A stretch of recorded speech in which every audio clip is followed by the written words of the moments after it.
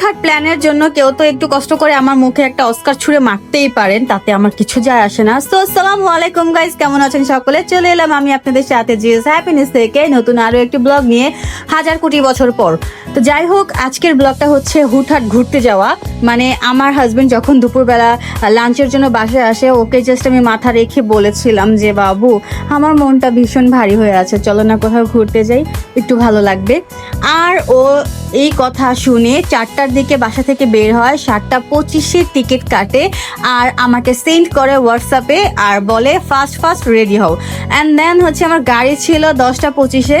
তো আমি কিভাবে হুটহাট রেডি হয়েছি আই ডোন্ট নো। আর এটা হচ্ছে বাস কাউন্টার, এখানে আমি ঢুকবোই না, কজ যতবার এখান থেকে আমি টিকিট কেটেছি আমার একটা না একটা সমস্যা হয়েছে, এর জন্য আজকে আমি এখানে ঢুকবোই না। মানে হচ্ছে যাত্রাপথে আমি কুফা লাগাতে চাই না। আর এইখানে আমার পুচকুটা আমার গায়ের উপরে খেলা করছিল, ও খুব এক্সাইটেড ছিল লং জার্নির ভেতরে, তো পেটে থেকে একদম এক্সপার্ট। তো আজকের লং জার্নিটাও এনজয় করার জন্য আমরা সবাই রেডি। আমাদের গাড়িও চলে আসে, এখানে আমার পুচকু বাচ্চাটা দৌড় দিয়ে চলে যায়। আমরা যেহেতু অনেকটা দূরে যাব, সো আমাদের মাথায় আসলো যে স্লিপার কোচটাই কেন না নেওয়া যাক, কজ যেহেতু এত দূরে যাচ্ছি, বেবি আছে সাথে, ট্রাভেলটা খুবই কষ্টদায়ক হয়ে যায় বেবি নিয়ে। তো আমরা অলওয়েজ ট্রাই করি যে বেবি নিয়ে যেহেতু ট্রাভেল করছি, ট্রাভেলটা যেন কমফোর্টেবল হয়, এর জন্য আমরা কমফোর্টেবল ট্রাভেলটাই অলওয়েজ বেছে নিই।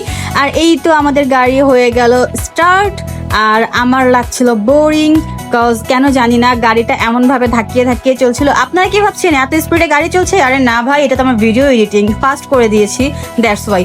আর ফাস্টের ভেতরেও দেখুন কত স্লো মনে হচ্ছিল, মানে মনে হচ্ছে যে গাড়ি তো চলছে না, মনে হচ্ছে যে ঘোড়ার গাড়িতে উঠেছি।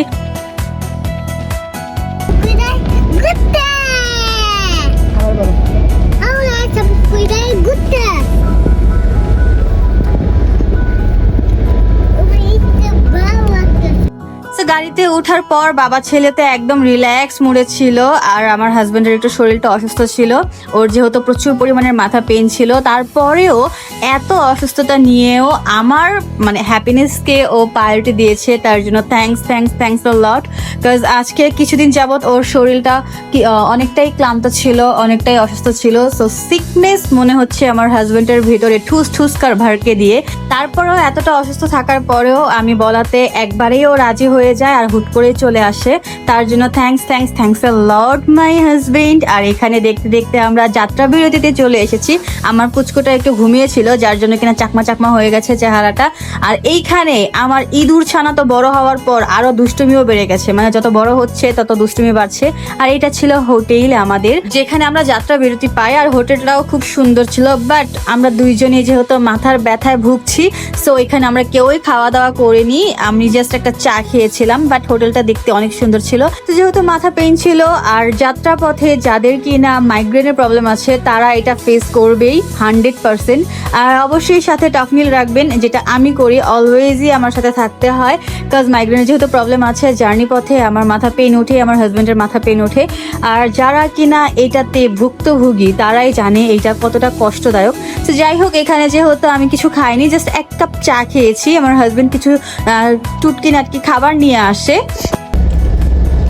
বড় হৃদয়,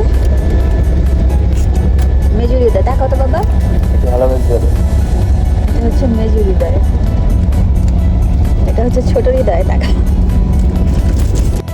এইখানে বড়, মেজু আর ছোট হৃদয় বলার রিজনটা হচ্ছে আমার দুইটাই ছেলে আর দুইটাই বাবার মতো হয়েছে, মানে একটাও আমার মতো না রে ভাই। বুঝলাম না যে আমার খেয়ে আমার পেটে থেকে আমি কষ্ট করে লালন পালন করছি, তারপরে দেখতে ওরা অবিকুল বাবার মতো। অ্যান্ড নট অনলি দেখতে, ওরা ওদের স্বভাব, খাওয়া দাওয়া, চলাফেরা সব কিছুই বাবার মতো। ইভেন ওদের শোয়াটা পর্যন্ত সেম, মানে ওর বাবা উপর হয়েছে, ওরা দুইজন উপর হয়েছে। সো আমার মাঝে মাঝে মনে হয় যে এটা বড় হৃদয়, এটা মেজো হৃদয়, এটা ছোট হৃদয়। সো এইটাই আজকে আপনাদের সাথেও শেয়ার করে নিলাম। আর আপনারাও অবশ্যই আমাকে কমেন্ট বক্সে কমেন্ট করে জানিয়ে দেবেন যে আমি যে কথাটা বলেছি সেটা কি সত্যি কিনা, আপনাদের কাছেও সেটাই মনে হয় কিনা। তো অনেক হয়ে গেল চলন ধরন এবং বরণের কথাবার্তা। তো এগুলো সব বাদ দিয়ে এখন দেখুন দুই ভাই কিভাবে এনজয় করছিল। আর এইখানে তো আমার 12টা বেজে যায়, সকাল হয়ে গেছে, বাট আমার চোখে এক ফোঁটা ঘুম ছিল না। আমি সারা রাত শুধু এপাশ আর ওপাশ হয়েছি। আর মানে কখন এই জার্নিটা শেষ হবে সেটার জন্য ওয়েট করছিলাম। অ্যান্ড অ্যাটলিস্ট এই জার্নিটা শেষ হলো। আমরা হোটেলে এখানে চেক ইন করার জন্য ওয়েট করছিলাম, যেহেতু আমাদের হোটেল চেক ইন টাইম ছিল 12টার দিকে, মেবি না নাকি 11টার দিকে ছিল। যাই হোক, আমরা এখানে ওয়েট করছিলাম, আর এখানে যাওয়ার সাথে সাথে আমাদের একটা ওয়েলকাম ড্রিঙ্কস দেয়। হ্যাঁ, ভুল করবেন না এটাকে কফি ভেবে, এটা ছিল খুবই মজার একটা ম্যাঙ্গো জুস। আর এই তো আমাদের রুম, মানে হচ্ছে অনেকটা সময় ওয়েট করার পর আমরা রুমটা পেয়েছি। আর আমাদের হোটেলটা দেখতে অনেক সুন্দর ছিল, সেটাও আপনাদের সাথে শেয়ার করে নেব। আর যেহেতু হোটেলে চলে এসেছি, সো ভাই সারা রাত ঘুমাইনি, মাইগ্রেনের রোগী, একটু তো দয়া করেন, রেস্ট করার জন্য সময় দেন। আজকের ব্লগ আমার এই পর্যন্তই থাকছে, চলে যাব নেক্সট ব্লগে। আর কোথায় এসেছি সেটাও শেয়ার করবো আপনাদের সাথে, দেখার জন্য অবশ্যই প্রস্তুত থাকুন। বাট আজকে একটু ফ্রেশ হয়ে, একটু রেস্ট নিয়ে, একটু খাওয়া দাওয়া করে নিই, তারপর আপনাদের সাথে আবার স্টার্ট হয়ে যাব আমি বক বক করতে থাকা। আর হ্যাঁ, এতক্ষণ যেহেতু আমি জার্নি করেছি, এত পরিমাণে টায়ার্ড ছিলাম, আপনাদেরও তো একটু টায়ার্ড করা এটা আমার কর্তব্য, তাই না? আমি আপনাদেরকে একটু সাসপেন্স দিয়ে যাচ্ছি, আপনারা গেস করে নেবেন যে আমরা এইবার কোথায় এসেছি। ওকে, সবাই ভালো থাকবেন, আল্লাহ হাফিজ। আর নেক্সট ব্লগ দেখার জন্য অবশ্যই আমার চ্যানেলটাকে লাইক, কমেন্ট, সাবস্ক্রাইব করে দেবেন। যদি কিছু বলার থাকে অবশ্যই কমেন্ট বক্সে ড্রপ করে দেবেন আপনার কমেন্ট। আর হচ্ছে এইটা দেখে নেন আর বুঝে নেন আমরা কোথায় এসেছি।